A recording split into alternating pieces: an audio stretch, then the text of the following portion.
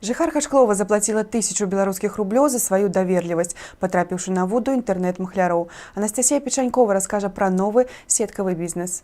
У апошні час значна часцей сталі адбывацца злачынствы ў сферы высокіх тэхналогій. Махляры рознымі спосабамі атрымліваюць асабістую інфармацыю ахвяр і спісваюць з карт пацярпелых пэўныя сумы грашовых сродкаў. Так нядаўна чарговай ахвярай інтэрнэт-махляроў стала 30-гадовая жыхарка Шклова.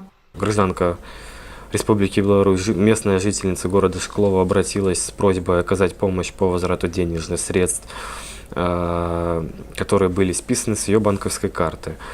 Данная гражданка является многодетной матерью, у нее имеется 4 ребенка до 18 лет. Она выложила объявление о продаже детских вещей, и мошенники с ней связались с помощью этого приложения Viber.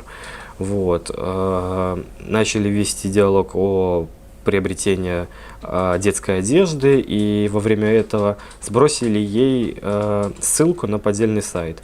И сама женщина заполнила реквизиты своей банковской карты, и после чего у нее похитили 1000 белорусских рублей. І такіх выпадкаў тысячы па ўсёй рэспубліцы. На шчасце, ў нашым раёне колькасць падобных злачынстваў не крытычна, але ўсё ж такі статыстыка працягвае расці. На территории Шкловского района увеличилось количество преступлений, связанных с интернет-мошенничеством.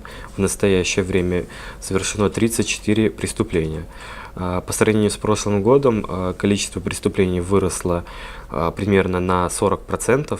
Спосабы здзяйснення злачынстваў у сеткі інтэрнэт становяцца ўсё больш разнастайнымі. Мабыць, самым распаўсюджаным з іх з'яўляецца званок нібыта банкаўскага служачага.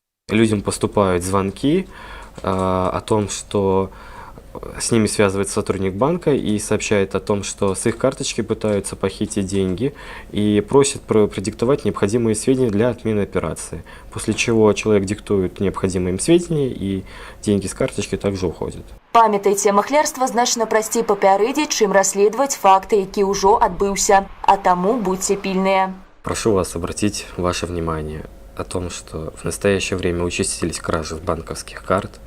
Прошу вас быть более внимательным при общении с какими-либо гражданами с помощью сотовой связи, с помощью интернета, либо других приложений.